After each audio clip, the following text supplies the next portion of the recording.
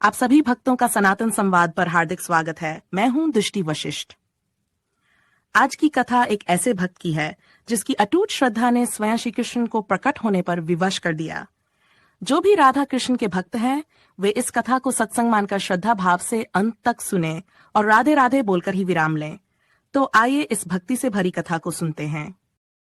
एक समय की बात है, कृष्ण भगवान का एक बहुत बड़ा भक्त था, लेकिन वह बेहद गरीब था। एक दिन उसने अपने शहर के सबसे बड़े मंदिर गोविंद गोधाम की महिमा सुनी। उसका मन वहां जाने के लिए उत्सुक हो उठा। कुछ ही दिनों में जन्माष्टमी आने वाली थी। उसने सोचा, मैं प्रभु के साथ जन्माष्टमी गोविंद गोधाम में मनाऊंगा।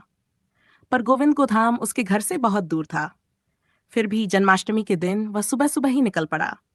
उसका मन कृष्ण भगवान के दर्शन के लिए व्याकुल था। रास्ते भर वह भजन गाता चला जा रहा था। रास्ते में जगह जगह लंगर और पानी की सेवा हो रही थी। ये देखकर उसका हृदय आनंद से भर उठा।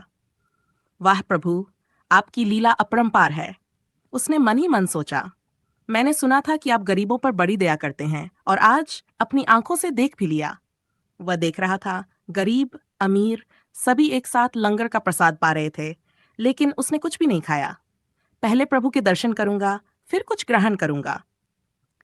रास्ते में उसने भगवान के लिए थोड़े से अमरूद खरीदे। कड़ी धूप में चलते चलते वह आखिरकार मंदिर पहुंच ही गया। मंदिर की सुंदर सजावट देखकर उसका हृदय भावविभोर हो उठा। पर जैसे ही उसने मंदिर के भीतर जाने का रास्ता पूछा, उसे बताया गया, लाइन में लगना होगा। वह भक्त भी लाइन में लग गया, लेकिन तभी उसने देखा उसके पास वाली एक और लाइन जो एकदम खाली थी। उसे हैरानी हुई, ये कैसे? यहाँ इतनी भीड़ और वहां कोई नहीं। उससे रहा नहीं गया।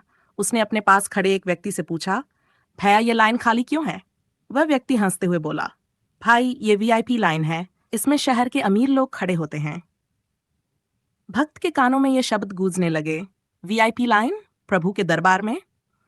खैर, काफी देर तक भूखे प्यासे खड़े रहने के बाद आखिर उसकी बारी आ ही गई। वह जैसे ही मंदिर के भीतर पहुंचा, उसने देखा भगवान को 56 भोग चढ़ाया जा रहा था। चारों तरफ स्वादिष्ट पकवानों की महक फैल रही थी, पर वह अपने छोटे से अमरूद छुपाए संकोच से खड़ा था। जैसे ही उसकी दर्शन करने की बारी आई, मंदिर के सेवक चिल्लाए, जल्दी करो, जल्दी चलो। उनकी बात सुनकर उसकी आंखों में आंसू आ गए।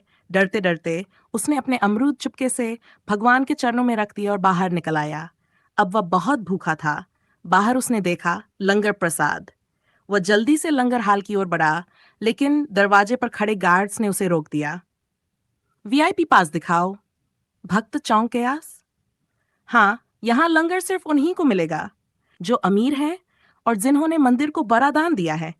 उसके पैरों तले जमीन खिसक गई।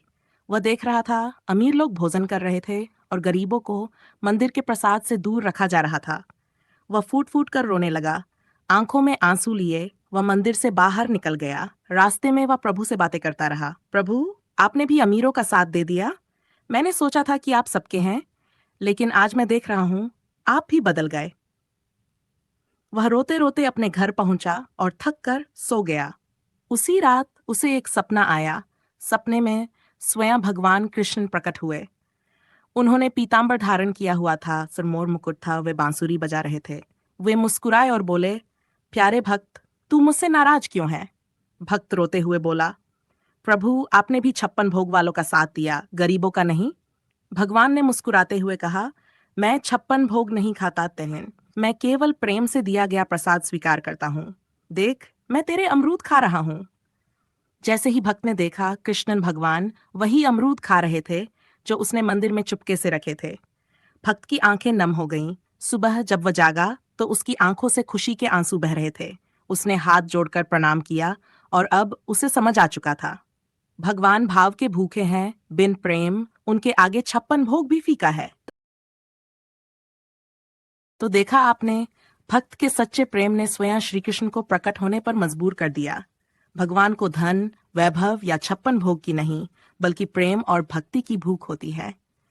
अगर यह कथा आपको अच्छी लगी हो तो इसे लाइक करें, अपने दोस्तों और परिवार के साथ शेयर करें और सनातन संवाद चैनल को सब्सक्राइब करना न भूलें। ऐसी ही और भी आध्यात्मिक और प्रेरणादायक कथाओं के लिए जुड़े रहें। राधे राधे।